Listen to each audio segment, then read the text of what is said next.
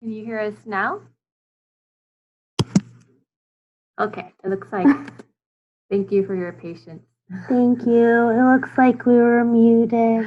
So you didn't get to hear the wonderful music we were playing. Okay, we'll start over. Today we're going to talk about loose parts in Kaleidoscope Play Learn group. My name is Nicole Flores, and I'm here with Kimberly Hong, both family engagement specialists from Child Care Resources. Kim, do you want to talk a little bit about what you do here and your experience with early childhood? Yeah, here at Child Care Resources based in Seattle, Washington, I help support a lot of the facilitators and affiliates in implementing their KPL groups. And in the past, previously, I've had experience working in infant, toddler, and preschool classrooms in different early learning settings, where I also implemented loose parts as well. I've also I've been with CCR since January, but previously I was a preschool teacher as well, and was a big fan of loose parts and just using everyday items around the house, outside, and so we're going to talk a little bit about that today. If you have questions, please feel free to unmute yourself or go ahead and type it into the chat box. We'll be monitoring that as well. And we'll go ahead and get started.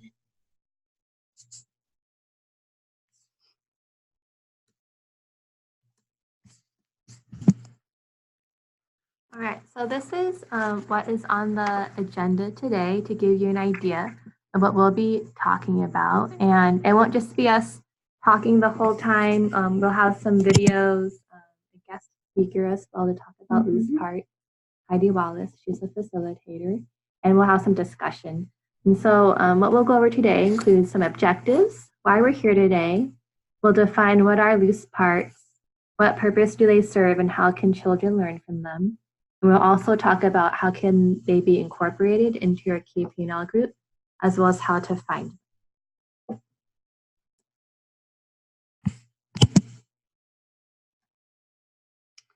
Our objectives for today really are to learn about loose parts. What are they? Why do we use them? How do we use them? And where do we use them? Also, we want to give facilitators an opportunity to share ideas about loose parts and other materials they may use in their groups. We want to talk about how to incorporate loose parts into your groups and how children can really learn from them, and connecting caregiver learning to this concept as well.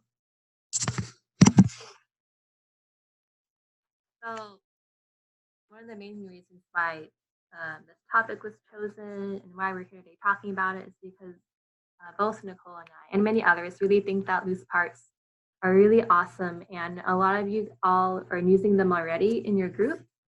Some of you may still be new to this concept, and so basically we're here today to introduce this idea, and at the end, ideally, hopefully you leave this webinar feeling comfortable about what loose parts are, and you feel confident talking to caregivers about loose parts, how to use them in your group, and feel like you learned something new to put into your KPL environment.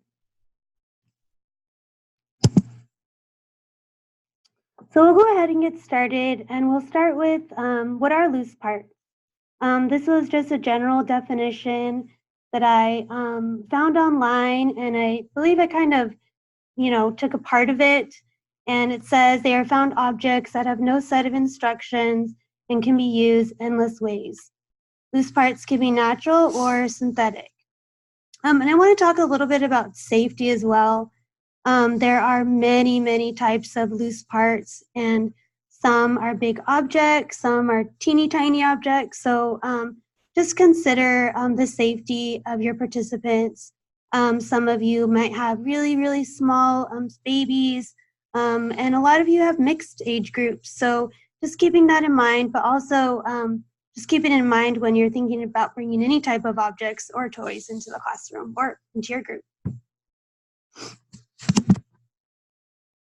Just to gauge kind of the temperature on this topic, we're wondering if any of you can maybe give some examples of what loose parts are, if you're familiar with them, have any experience using them.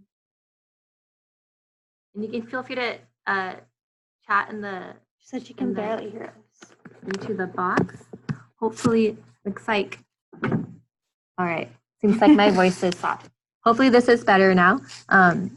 We just wanted to pose a question. I'll just repeat what I said. If any of you all are familiar with loose parts or have experience using them, if you want to answer this question via the chat box, or you can unmute yourself and speak if you'd like.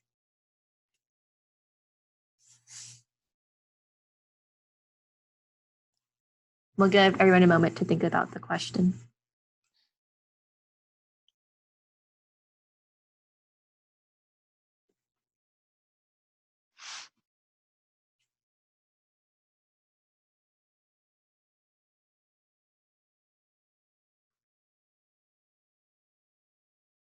All right, I don't see any messages coming into the chat box right now.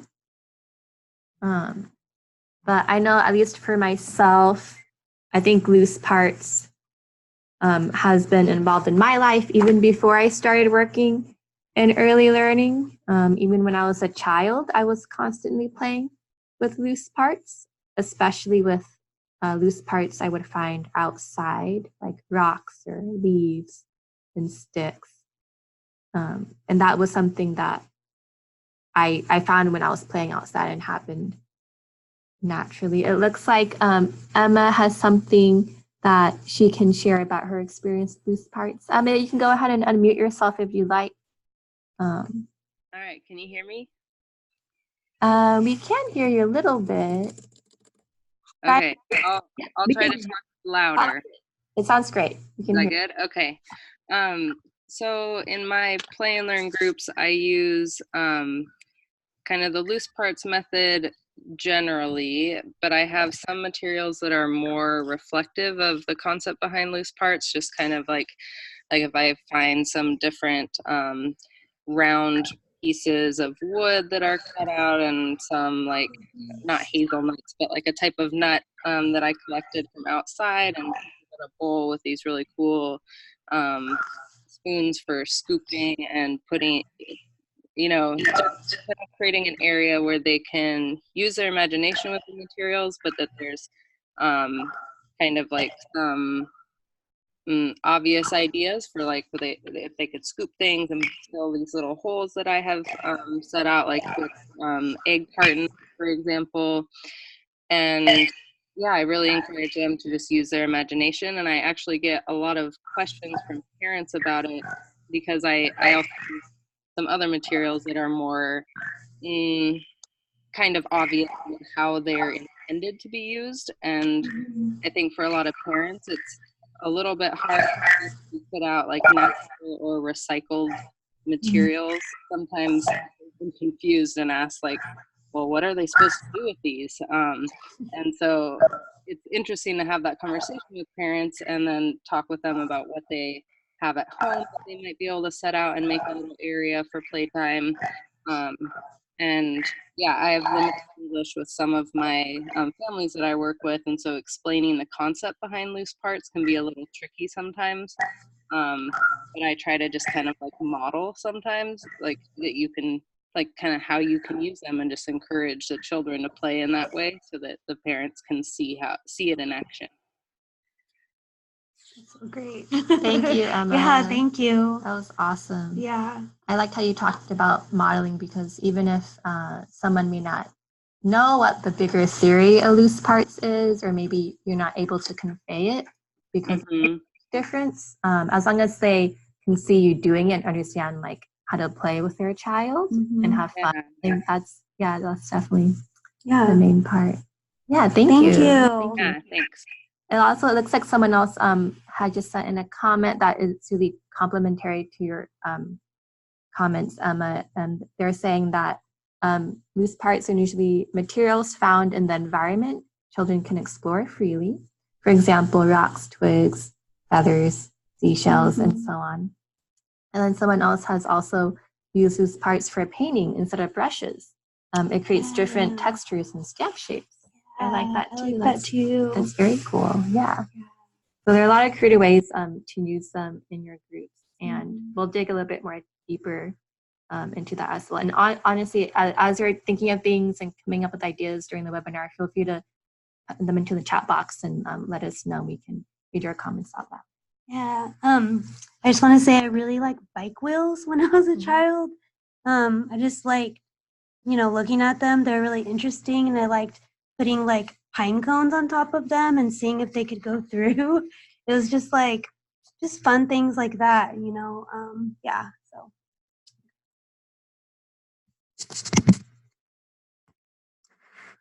We kind of talked a little bit about what some of those examples are, and we have a little list. Keep in mind, loose parts are everywhere, so I couldn't possibly list all of them, but I did make a small list under nature. So there are many loose parts in nature, and this is probably my favorite types of loose parts because they're just everywhere outside. Rocks, flowers, logs, pine cones, leaves, they're just so much fun to use, and they can definitely, just like somebody said before, they can be used for art and just kind of put in the environment, set up in the environment, just added to. There's just so many possibilities. Wood, there's a small list of wood loose parts, puzzle pieces. When I was an educator and I was also a previous facilitator, we would lose puzzle pieces, and so I would keep a little baggie with all the leftover puzzle pieces that were found and maybe they didn't connect to puzzles anymore that had been tossed out. We would use those as just in a sensory table or added to other things. And so, yeah, just not throwing things away. Plastic, so there's a list of just things that are plastic. Gerber baby food containers are awesome.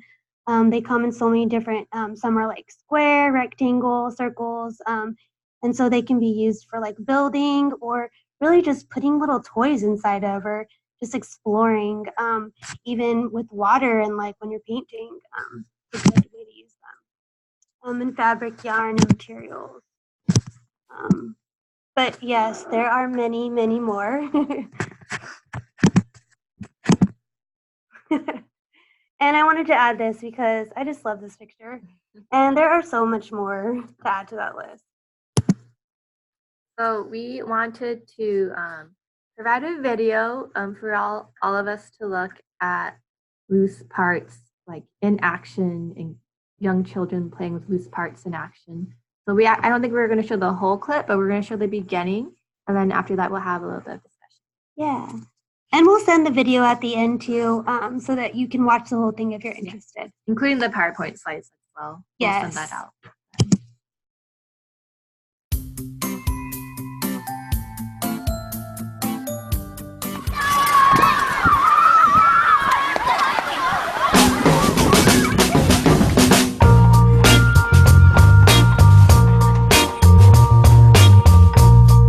Loose parts are the building blocks of adventure play.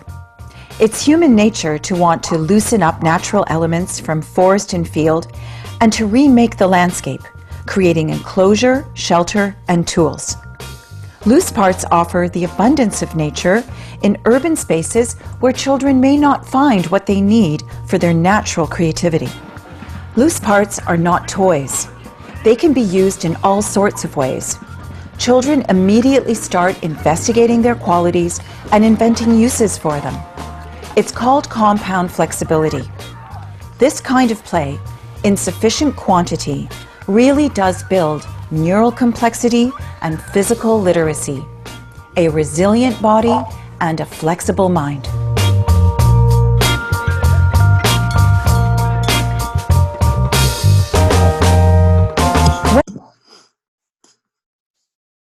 We offer children loose parts. All right, so it was just a short clip. Hopefully it played smoothly for all of you. But after seeing that short clip of the kids playing with loose parts, how did that feel for all of you? What did you think about that? What were you thinking as you were watching it?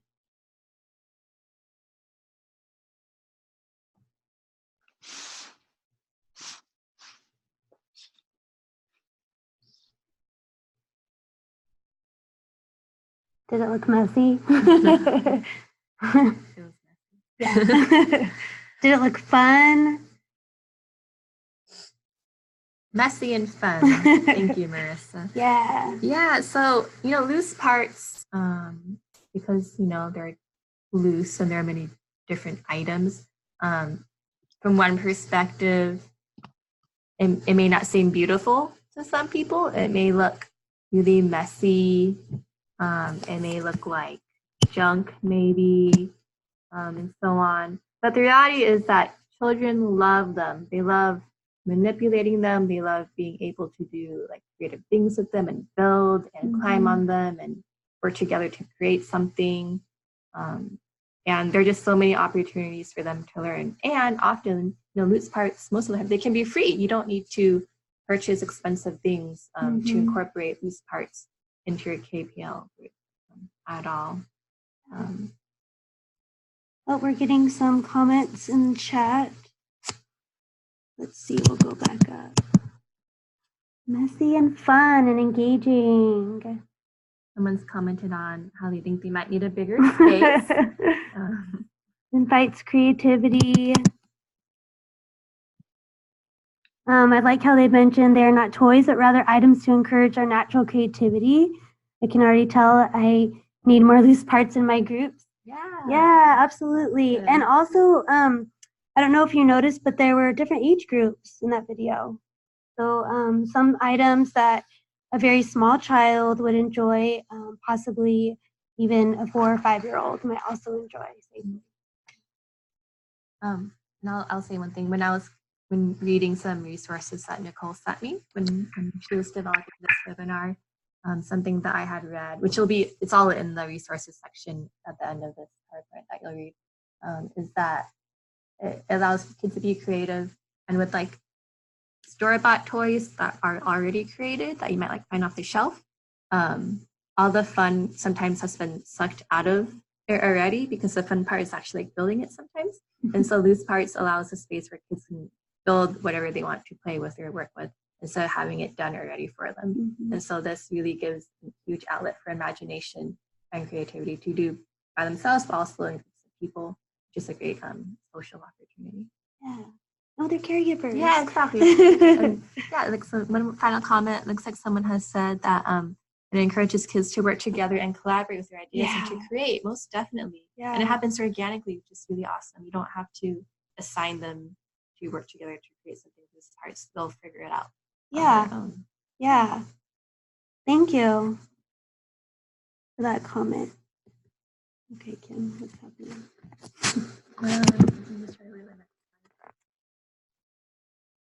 Oh. Maybe here?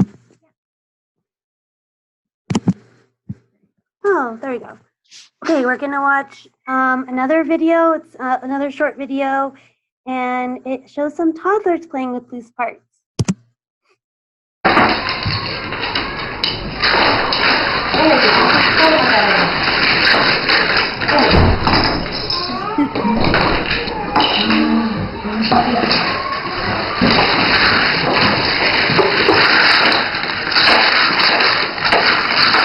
Kalina, cuéntame esto por ti.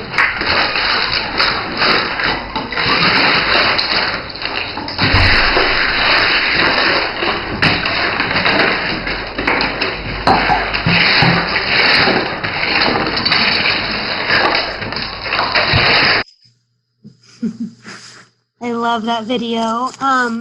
So we just wanted you to see that even toddlers can enjoy loose parts. And I know that many of you do not use food items to play with, but there are many other things that you can put in boxes. I've seen just like scarves or pine cones, many things that you can put in there besides food that are safe for children. Always tricky to switch from video.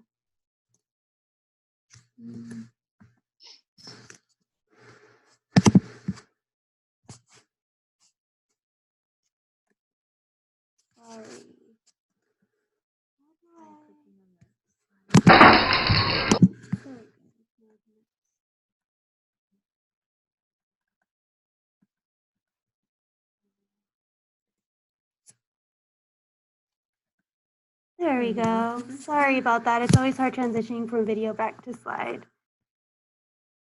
Oh, someone has said that they're excited to make a loose part. Yeah. Sensory bins are great ways to incorporate loose parts very easily. Yeah. And they don't have to be in fancy sensory tables. They just be like in boxes. A shoe box or yeah. Oh, there's another comment. I have different boxes like this one, pasta shells and sand for older kids.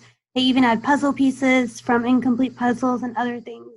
Yes, that's perfect. Yeah, I know one group I went to, their sensory bin I was visiting was full of the little lit caps on plastic bottles.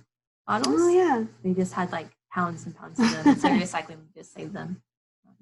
Yeah, so you can get really creative with them. Yeah, it's fun. Just like water. Yeah, just water. Water play. So we won't spend too much time on the theory of loose parts, but we thought it was important for you just to kind of understand kind of the background of it and how it was coined. So like we said before, loose parts has been around for a really long time. The generations of children that have all come before us have played with loose parts. And it was, so to speak, coined by someone named Simon Nicholson, particularly through an article that he wrote in 1971, and it was titled How Not to Teach Children the Theory of Loose Parts. And this article is in the resources section at the end of this PowerPoint, if you'd like to read it. We read through it again as a refresher before this webinar. It's not very long. It's pretty short, but if you're looking for some more knowledge about this concept and the theory behind it in terms of child development for this age group, we definitely encourage you to check it out. And this is a quote that is from Simon that we just wanted to pull together for you and read out loud. It says, "As long as materials can be moved, redesigned, and put together and taken apart in a variety of ways, they are classified as loose parts." That's a pretty wide range. Yeah.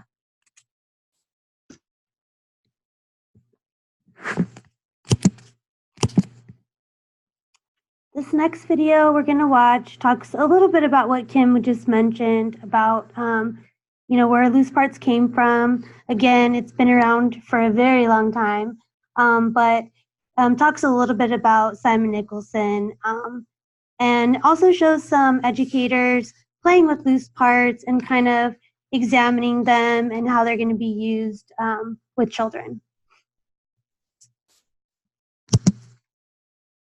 Have you ever heard of the theory of loose parts?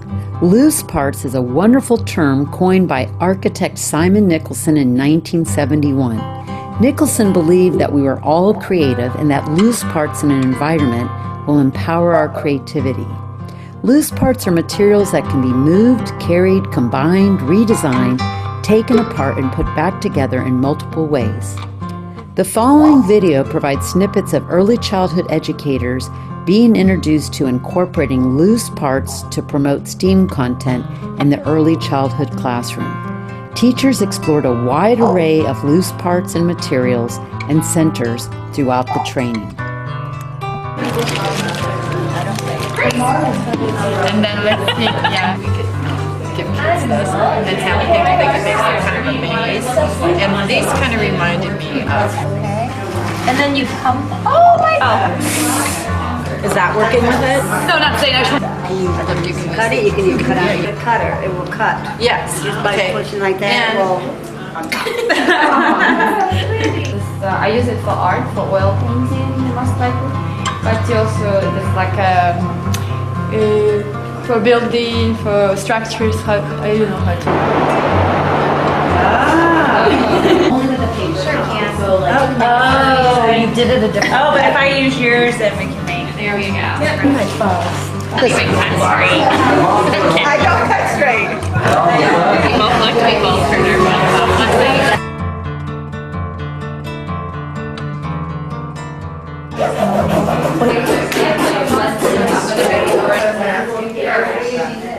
I just don't know what that means. Stay together. We got on the keys.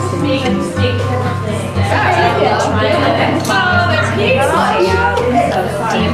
Yeah. Start to see with like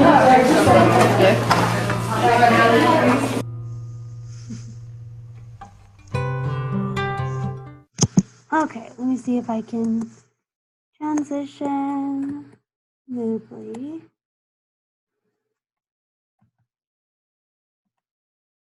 Okay. Yeah. All right.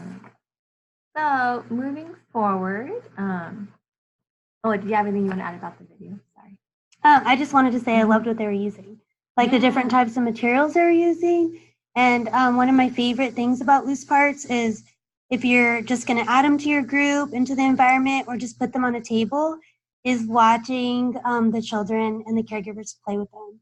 Like just seeing what they can come up with and just giving them enough time to like come up with an idea, because they might just sit there and stare at them for a while before they decide what to create or what to do with them. But to me, that's like really fun to watch. Yeah.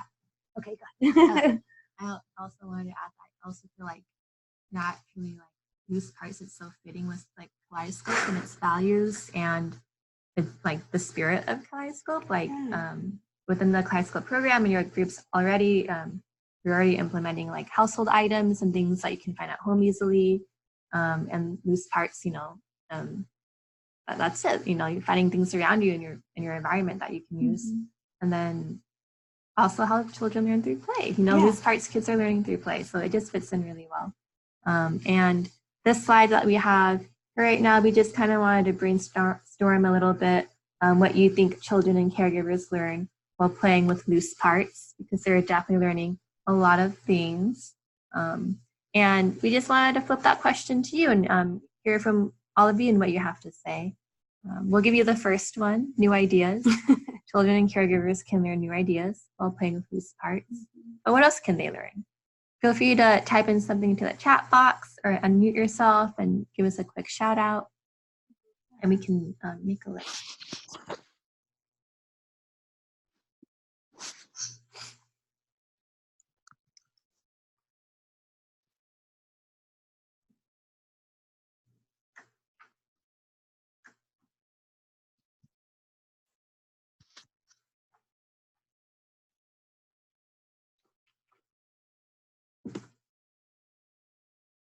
Teamwork. Yes. Thank you. That's awesome. Yes. Unusual uses for everyday items. That's right. Yep. Being creative and taking everyday things and making them into something playful. Yep. Cooperation, working together to create language or to create and language. Being resourceful. Absolutely. Yeah.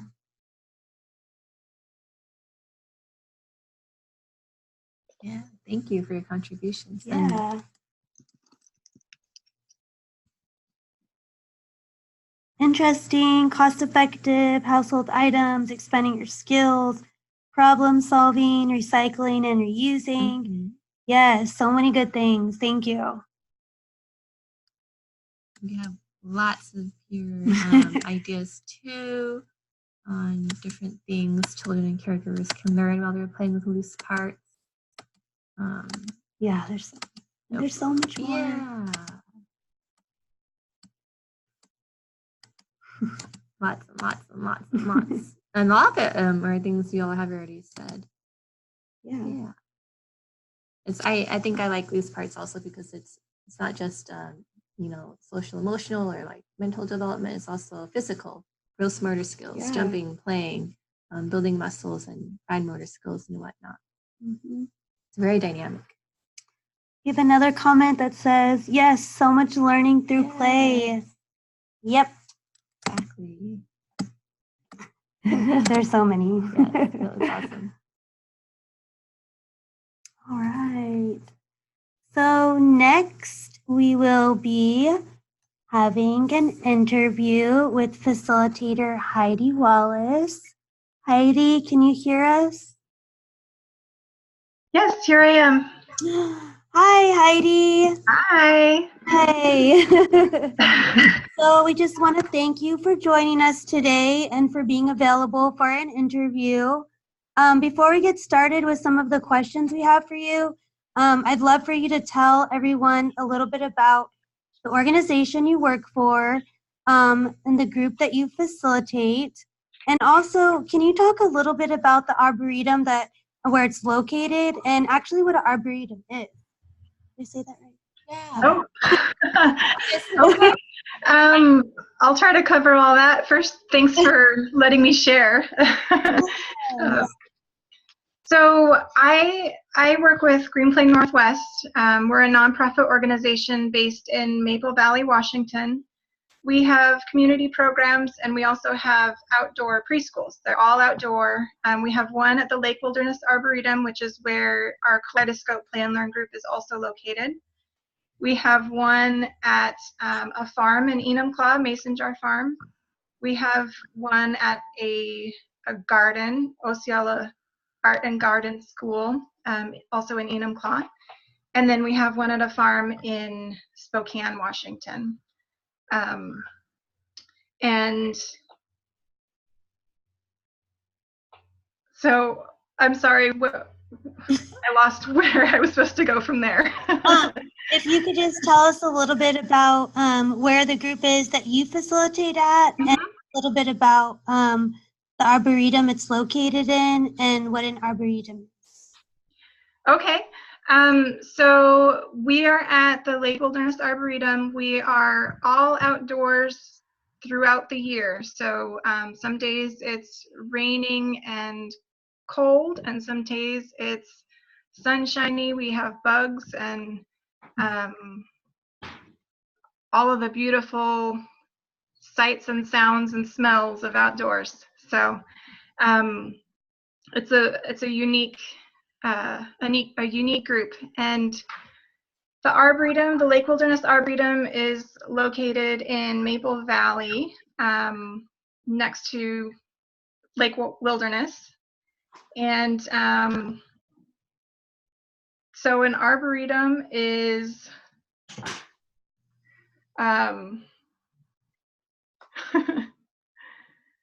a place that is basically there's trees and gardens, and I'm sorry that wasn't one of the questions that I prepared for. No, thank you. And Kim and I just realized before this that I just learned what an Arboretum was. I didn't even, so I was like, oh, we should probably ask her just in case there's other people who didn't know what one was. Yeah, and it's one of those things that I should have a concise explanation of, but that was perfect. That was perfect. Yeah, it's trees, and that was perfect, Heidi. The audience. Kaleidoscope is a national network. There are people from other states, listening, and will watch it later. And maybe in their area they may not have arboretums, and so I wasn't sure if it was like a Northwest term or not. So we just wanted to make sure people were on the same page. That's Heidi. Okay, well, we can jump into the questions. Please feel free to take your time at answering them.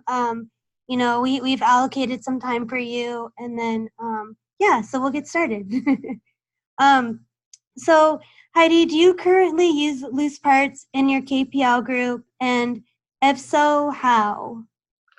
Yes, we love loose parts, and you already spoke about how nature is full of opportunities for loose parts play. So we have an advantage there because our space we have pine cones and sticks and rocks and plants. We were playing with bracken fern today, the big flower, like the ferns that have big fronds. Dirt, berries, all kinds of things that kids can find creative uses for. Do you want examples of how they do that? Yeah, I would love some examples. Okay. So things like, we build fairy homes and fairy doors a lot. Creating art, like we spoke about earlier. We have made a balance scale out of a log, a small log, and then a board that we set across it. And so the kids, it kind of teeter-tottered, but they also compared weights, including themselves. Kids use sticks as fishing rods and swords and wands and pretty much anything you can think of. Sounds like fun. Yeah, it is. Thank you, Heidi. You want to ask the next question, Kim? Yeah, the next question we have for you. You kind of talked a little bit about this. What kind of loose parts do you use? Yeah, so anything can be a loose part. It's really an invitation for kids to be creative. And so anything that's used in a way that is not necessarily what it was intended for, we consider that loose parts play. For instance, we mainly use items that we find in nature, but sometimes things like chalk, the kids will grind it up and make it sprinkles for their mud cupcakes or mud pies. Loose parts are an invitation to be creative, and participants can choose how they want to play. So it's really open. In our program, we prefer to have tools and items that are more open-ended instead of, for instance, having a wooden ball that's just the natural wood, because that can be an apple, an orange, a crystal ball, a snowball, a scoop of ice cream, a planet, all kinds of things. And it's a little bit more challenging for kids to play that something is other than what it's painted as. So if that same wooden ball was painted as an apple, it might be a little bit more challenging for them to think of it as a different object. Yeah, thank you. How do children and caregivers feel about these materials? I love this question. So oftentimes when kids first get into our space, if they haven't been to a group before or in that type of setting before, they can be pretty reserved and not sure how, they don't really know what to do. Right. But it usually doesn't take long for them to become curious about what other kids and caregivers are doing. Once they're given space and time to realize that a pine cone can be a carrot or a cupcake or a snake, or they can use it to build a tower or create a pattern, they seem to open up and create a beautiful world for themselves and those that are around. We have a lot of pretend hot cocoa, chocolate soup, and muffins in our group. Caregivers, they are often reserved in the beginning too. But once they realize how it's an invitation for kids to be creative and innovative, they get excited, and sometimes they get nostalgic because that's how they remember playing as kids. Many caregivers have given feedback that well, they've talked about times they played with whatever was around when they were young. Yeah. And they seem to have a positive response. It's also fun because it gives a little glimpse into what the kids are thinking about, since that's reflected on how they imagine open-ended items. So if they're thinking about fairies and butterflies, then that's where they're going to go, rather than if they have leaves that they're using as wings, they'll talk about that instead of a bird or maybe whatever else they think of. Yeah, that's a great example. Yeah. And I've actually heard other people say the same thing, that when, when I was an educator, just like parents, they would get nostalgic about certain items. Like, oh, hey, that's something that I did when I was a kid, Like I played with those things. That's really cool. All right. Next question. Do you see learning opportunities, and if so, what are they? Yes, like you listed, you had a beautiful list in that last slide. It's fun to see the creativity of the children and the caregivers, since there are limitless possibilities for loose parts. Some learning opportunities include storytelling and imagination through pretend play. But children can also be learning and practicing cooperative play and problem solving, balance, gross and fine motor skills, colors, counting, numbers, patterns, letters, language. We oftentimes are naming things as we're playing with the kids.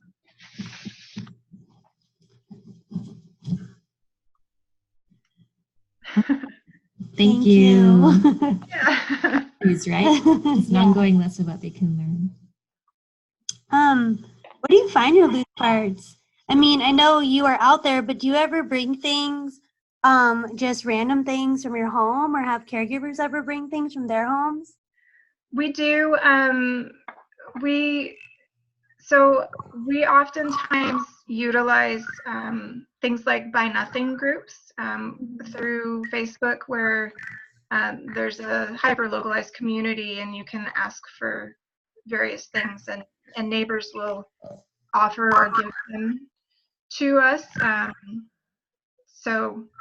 Or other community groups, or thrift stores.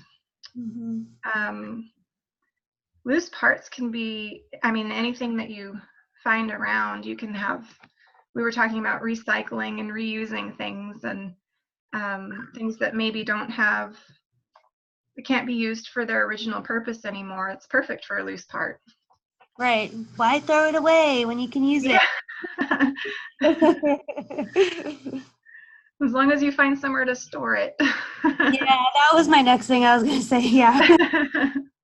True. Yeah. So, one thing that I thought of was things like Legos. If you have a pile of Legos, that would be loose parts. But when you get a kit that has the instructions, then that's no longer a loose part. Right. So kind of interesting that some things can be played with as loose parts or not. Yeah. That is a good point. Heidi, is there anything else that you might want to share with other facilitators about this topic? Well, I think just it's fun to see how simple items can be so inspiring to children and caregivers. Also, remember that when you're playing with loose parts, it's the process and the experience. It's not necessarily the end product. So, we end up using things, and then the fairy door gets smashed or whatever. So, it's yeah, I don't know. No, that's great. Thank you so much. Yeah, thanks for having me. Have any questions or comments about what Heidi shared with her group and her outdoor environment at all? This is a great time. Yeah. Ask. No worries.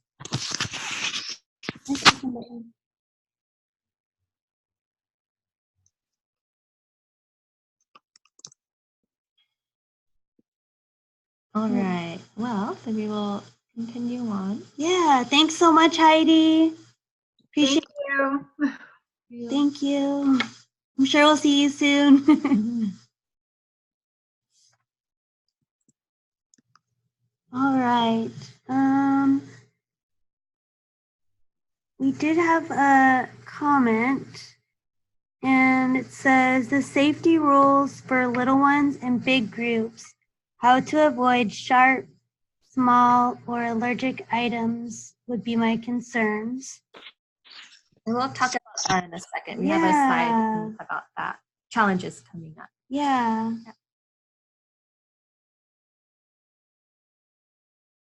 And then it says, I was in a classroom this morning where the students were using a mortar and pestle to crush eggshells. That's fun. That's so I like cool. that. Yeah. That's really love that. cool. Yeah. You can Yeah. put anything in a mortar and pestle, really. Yeah. Thank you for all the comments. Okay, and our next question that we would like you all to think about is how do you think caregivers will respond to these materials? Feel free to unmute yourselves, or you can go ahead and in the chat box. And we'd like to know, just thinking about your groups right now, how do you think your caregivers would respond to these materials? Or have you used them and you know how they would respond?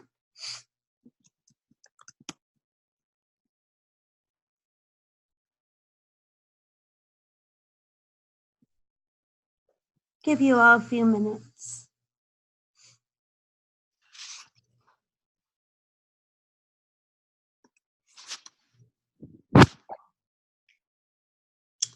Okay, we have a comment that says, it will invite parents and caregivers to search for and use things they've possibly been throwing away.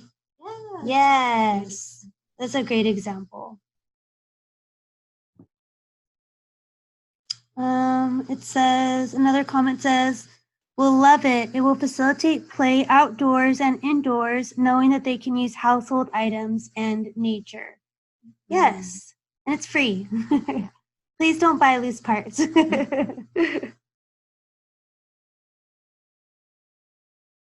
We'll give you all a couple more minutes to chime in or to unmute yourself if you like to speak.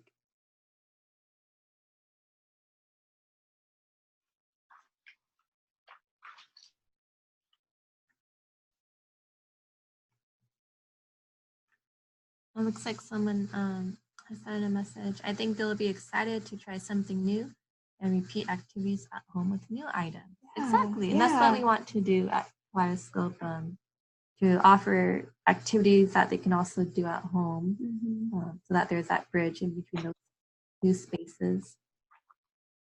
And there might be something you're doing in your group with these parts, and caregivers and parents have those same items at home, and they never thought about using them that way. So, yeah.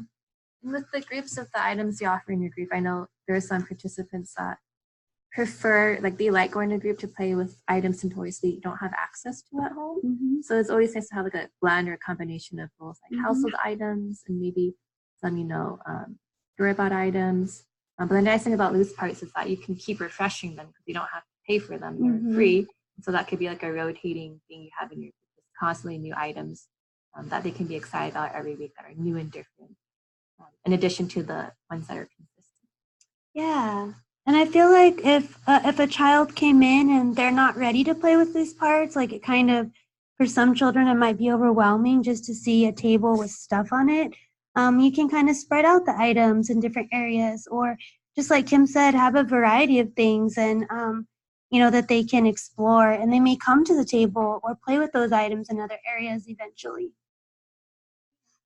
And it looks like Ashley has chimed in saying that she likes the idea of giving an invitation to play.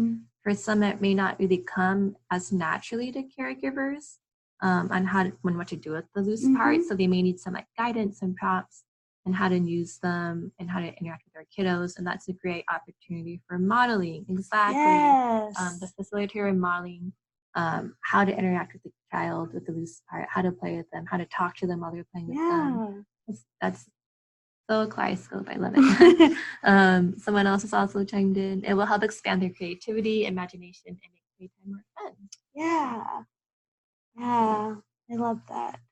And I feel like it'll take a while for some, children might see it, and like I said before, might feel like this is a lot of stuff. Like, what do I do with this? Or they might see a spoon or a piece of wood in another area and just ask that same question. And I've had children ask that question to me, and I've just said, well, what do you want to do with it?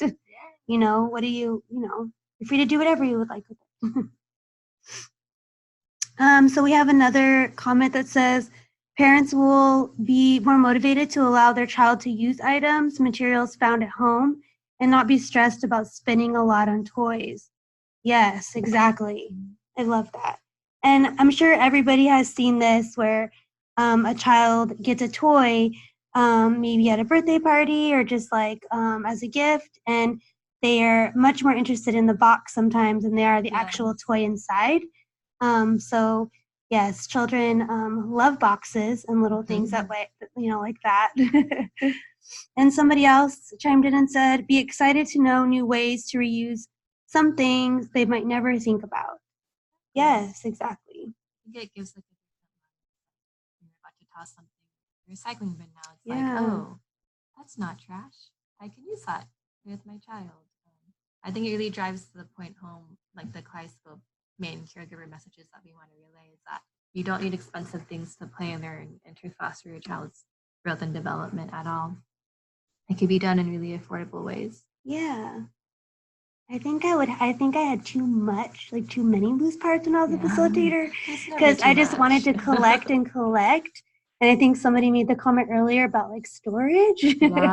So I think I just would like ask friends and family, oh, don't throw that away because I could use that in my group.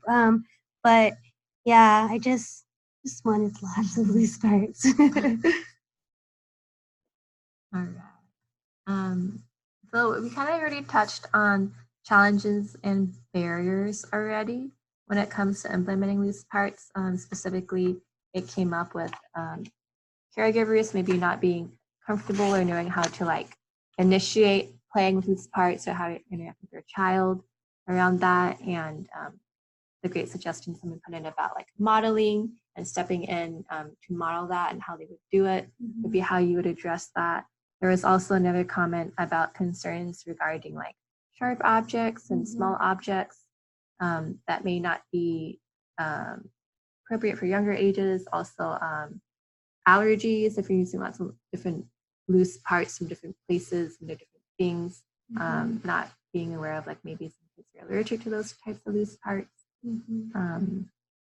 I would say for the allergy thing, there are a lot of groups as they take in new participants and facilitators introduce them, kind of like onboard them into the KPNL group. Sometimes there are like basic questions some facilitators like to ask for new participants. And I see a lot of groups often ask if there are any allergies that the caregivers may want to share with the facilitator about, especially if, it's a group where there's a snack that's given, or maybe a group that has regular potlucks, or a group where the setting is open-ended for folks to come in and bring snacks for their children.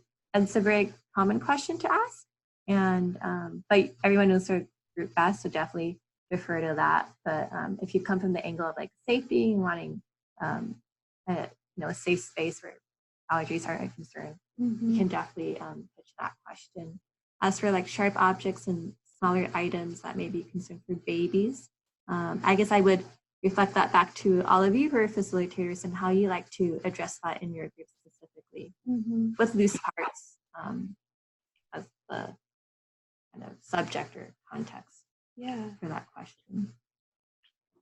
I guess I could rephrase that question. I don't know if that was clear. And implementing these parts in your group, knowing that it's a burst of 5, Kaleidoscope Play Learn group with different types of objects and small things that are out there in the world. How do you facilitate it safely within your setting? Yeah.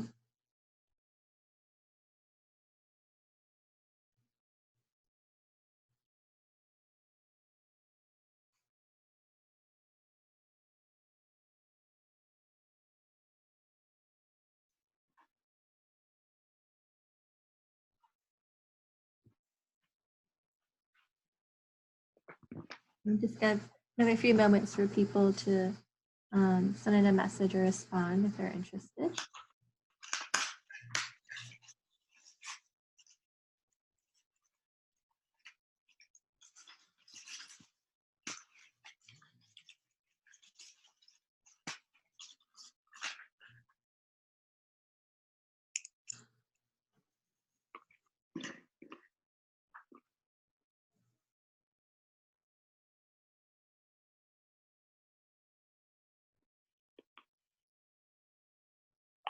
Yeah, it looks like in general, some people have sent in some messages that space and storage can be tricky when using loose parts.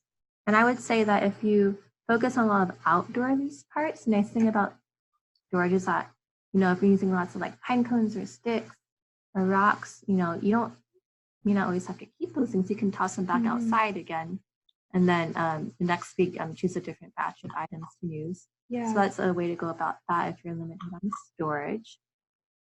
And then there's also a question about the outdoor environment and different things in the environment, like poison oak and ivy that may be in the setting. And I think that's a great learning opportunity, I think. And maybe Heidi may be able to speak more about this than I can, because she does early learning outdoors, but educating children and caregivers on different plants in the environment. What are plants that are safe and may not make you itchy? What are plants that may make you itchy and not feel good? How to identify those plants? What are those plants called? What to do when you might see that plant if you're a child? Those are all things that you can talk with your group about. And then there is a comment on what if there are weed killers that have been used in your environment as well.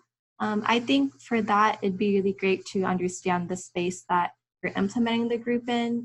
I don't know if You're getting items. yeah, if that's a space that's owned by your organization, or maybe it's a space that you're co-sharing with someone else, but really collaborating with everyone else that uses that space to let them know that this is also being used as a children's space with caregivers and families, and that you want to be mindful about what is put out in the environment for the safety of your participants. And I think no matter what, even if it's an outdoor group or even an indoor group, I think it's important to have those conversations if you're collaborating with someone to use that space to run your group. Those safety concerns are always really important to keep at the top of the mind. Looks like Emma has sent in something about the hesitancy from children to engage with materials because they don't know how to do it right. And that's, I think that's a tough one. And I think that's the beauty of loose parts, is that there is no right or wrong way with how they want to manipulate or move or play with the item. It's, whatever they want to do with it. I don't know, Nicole, and if it you kind of have creates a dialogue too, to have a conversation, ask them, what do you want to do with it? And that has been my experience with children, watching them play with these parts, because there are definitely the children who are that want to do it right, and they're so used to playing with specific toys that have a specific purpose. That when they see loose parts, they are a little bit confused sometimes, some children.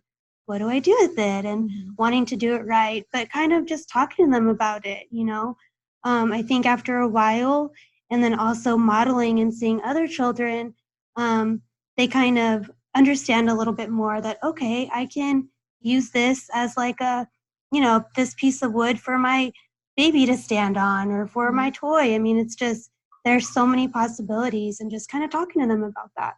Yeah. And then it sounds like we also had something that said not developmentally appropriate. So there are numerous loose parts. So just keeping in mind what is developmentally appropriate for your specific group. It may be different for everybody, because we are 0 to 5, but like we mentioned before, there are some groups that just have babies, or maybe they have just older kids, 4 and 5-year-olds. So just really keeping that in mind of what loose parts you are using in your groups. It might just be using old pots and pans and spoons, and serving spoons, just putting them in your group. There's a lot of different things you can use that are age appropriate, and just kind of thinking about that. Yeah. Another message just came in similar to what Nicholas is saying about how it can be difficult to use loose parts for really large KPL groups when there's so many little ones. But really thinking about loose parts, there are big loose parts that exist, right? Like in the videos that that we showed you all, and that loose parts can be, very large soft items as well, that may not necessarily be, a concern for an infant. And so it really just depends, I think, on the loose part that you choose to implement with the age in your group. I saw a comment just now, and I really like it. Let me go up and read it. There you go. Someone has said that I've had many shy children in my groups who look to me or their caregivers for direction and aren't confident enough to take control of their own decisions with the materials. I really think that just like Kaleidoscope is a strengths-based program, a strengths-based approach could be taken in this situation. So if a child is kind of shy and maybe doesn't really know what to do to manipulate the materials, you can kind of encourage the child to do what they know. So like if the child is really into like dogs and loves dogs and they talk all the time about dogs, always drawing about dogs, you can encourage the child to like, how would you make a dog or an animal or your dog's best friend, with this item? Just really creating a platform for them to connect it to something that they already know or know well or like, and using these parts as like a medium to facilitate. That can be a start. Yeah. And then eventually as they get comfortable, they may not need like Yeah. All right. And we have another comment. On the bottom. Getting participants to embrace the weather, having the right gear to be comfortable when getting wet or dirty can be a barrier for some. Absolutely, if you're outdoors. Yeah, absolutely. But if that is a barrier, bringing those items inside to start with, can be a start. It can, or even if you do have some regular participants, just asking them if they would like to bring a few leaves from their yard or just their community in their neighborhood, things like that. Yeah. These are great. Great messages, questions, contributions. Thank you so much. Yes, thank you. All right. And we have some pictures for you. Yes. Adding list parts to your environment. We're kind of talking about that right now. One of my favorite is, the nature stuff, but also boxes, different sizes of boxes. We've done box weeks, box days in my group. When I was an educator, we also did it like as a week where it's nothing but boxes. And it is very amazing to see what children come up with when just playing with empty boxes. Adding markers, if you can paint in your group, adding paintbrushes and paint, adding shells, rocks, things that are age appropriate for your group. And you can even just have baskets or containers laying around. Children love carrying things in baskets and containers, just filling it up with just stuff. And it's a great activity for them. These painting, what are these called exactly when you get those at the paint store? These paint cards. Paint samples. You can get a couple from Lowe's or Home Depot or wherever they have paint, and they're really fun just to put on the tables if you're doing a project, or just have them, in your environment so children can be exposed to color and they might have questions about them. Cups, plastic cups, just putting them on a table or in the environment and seeing what the children can do with them. Children love building with cups, and so that can be a really fun activity for caregivers and children to do together. And also just going back to, you don't have to set up loose parts, but you can, or they can just be put into the environment. So we have a couple pictures to show you of things that we found at home or just around the office. And this is just a little bowl with pine cones and some rocks. Some of these are small rocks. So again, just being mindful of the participants in your group. And then I don't know what that round thing is, but I think it's to make wreaths, but we just kind of found it around here. And this is just a little bowl of lavender and more rocks. This is my favorite, these little goats. So these were just given to me when I was an educator in this heart-shaped chocolate box, and it was so great, and I kind of forgot about them, and they just stayed in a bag that I had. And so I found them and pulled them out and just put them on just some random things I found. And then we also found this recipe like thing, wooden thing in our office laying around. and then filled it with some, looks like some lids, and just bubble wrap is always fun. But Kim reminded me the other day that they don't really have it anymore, right? Or some places don't They really make it differently. so they Yeah, don't it doesn't pop. really pop, Yeah. which is the fun part about bubble wrap. Just sticks, and again, I want to include my goat because he's so cute.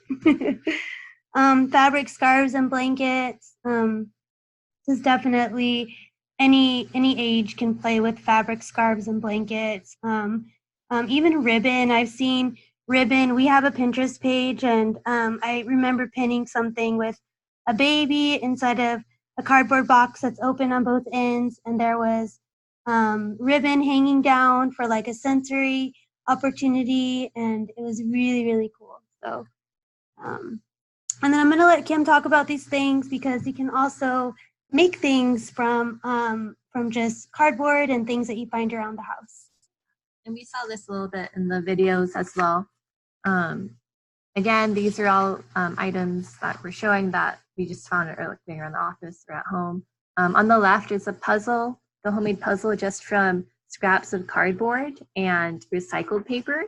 I took some cardboard, glued a piece of like calendar to it, and then cut it up, and it's a 4-piece puzzle that makes a big circle. That is a really simple puzzle for a little one that they could have fun with. On the right, different lids and tubs and bins and things that you may typically recycle, you can definitely use to make something with. With this one, I poked holes at the top and then pulled ribbon through it, and it's actually a little like nice like fine motor activity for infants and toddlers. They can pull on the ribbon and pull and pull and pull and pull and pull until it runs out. They can practice developing their little muscles. So these are just some examples of things that, you know, maybe you may think initially don't really have a purpose anymore, but definitely can be renovated into something else. On the left is just, you know, a cleaned out and washed old ice cream container. And I poked some holes at the top, and we had some straws sitting around that are different colors. I cut up the straws, and this could be used in a variety of different ways. It could be like a music shaker, the straws inside. You could put the lid on top and stick the straws through the holes and have, you know, little ones push it through. Again, it's a great fine motor activity. On the right, I just took a random recycled box and put some rubber bands around it and became an instrument. So again, like so many different things you could do with these parts. And these ideas, I encourage you to think of on your own. It's a great, you know, mind exercise. You can also go to our Pinterest page. There's a Kaleidoscope Play Learn Pinterest page that has similar ideas like this. But if you just really Google how to use recycled things or loose parts, you can easily find them online. Yeah, the internet is endlessly providing suggestions.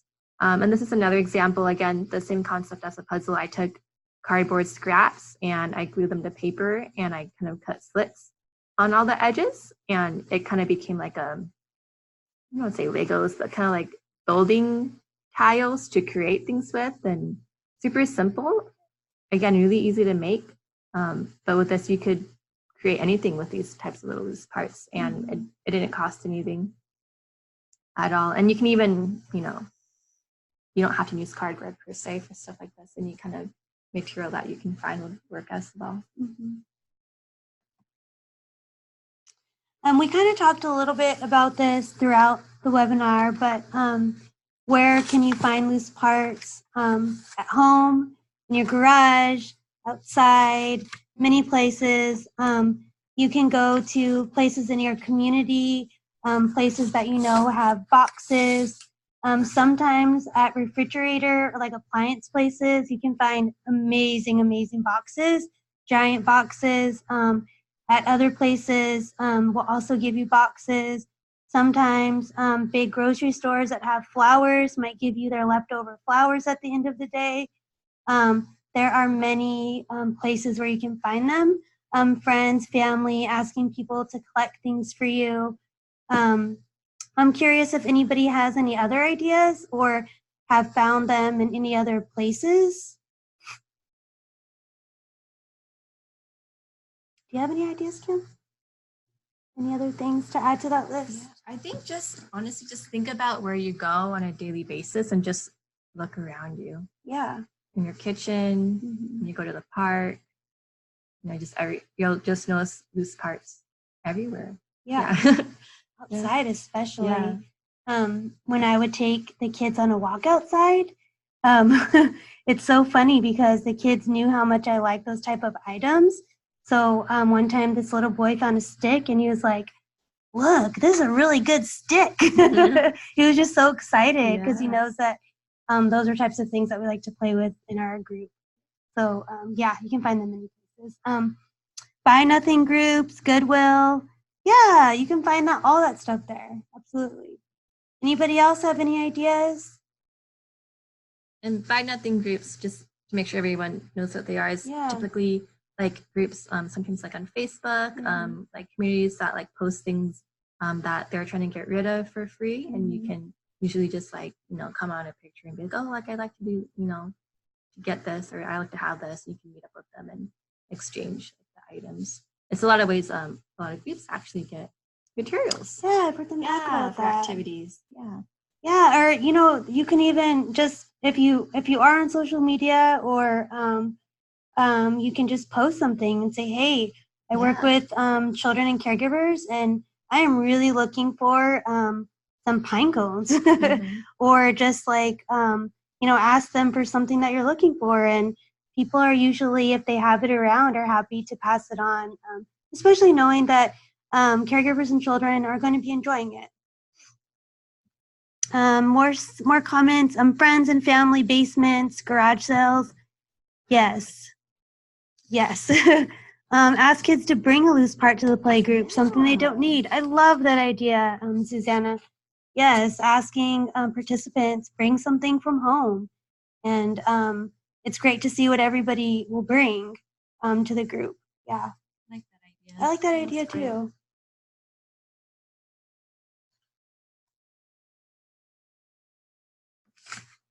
Any questions after our discussion and interview with Heidi? Thank you again, Heidi, for watching the videos. Maybe there's something that's still lingering on your mind about loose parts that we didn't cover, or something you want more explanation on, or suggestions you have, or things you want to share about your group, anything at all.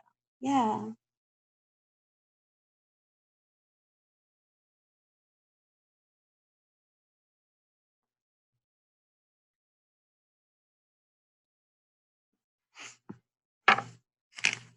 We'll give you a couple minutes to, in case you have a question. And not just questions for us either, but like questions you may want to ask one another. Yeah. As a facilitator community, not very often facilitators come together, whether that be online or in person. And so this is a really great time to ask each other questions and tap into one another's knowledge about how you facilitate your groups. Yeah. Yeah, that's great, Kim.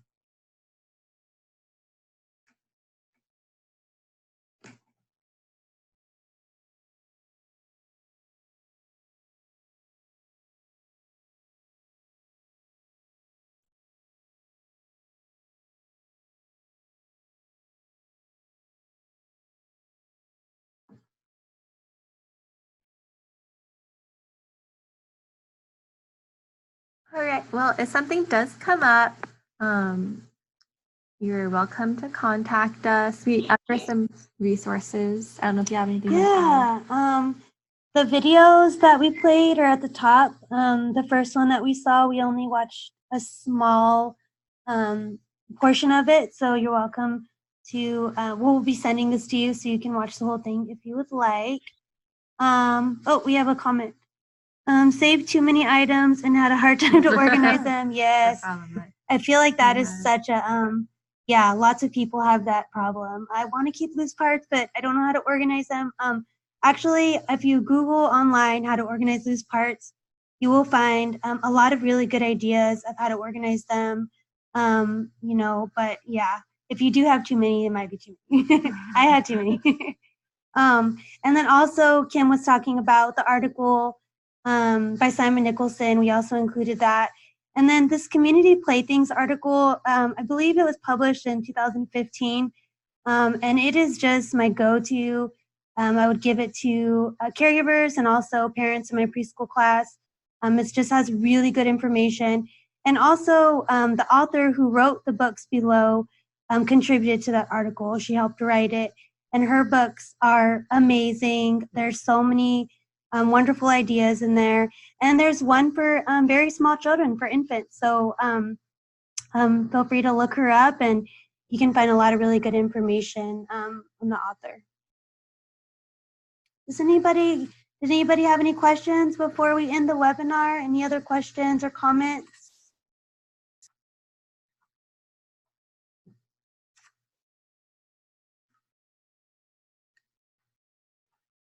Where's our contact information? Yeah. Something does come up later.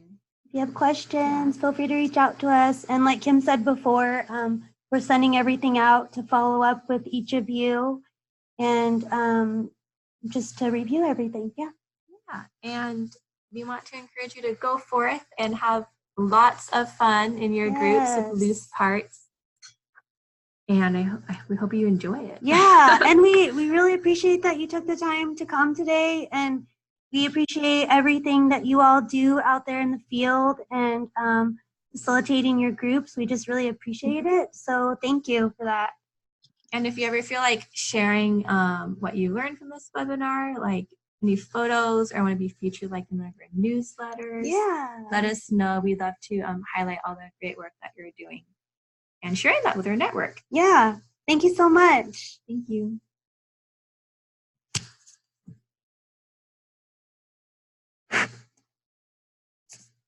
Oh.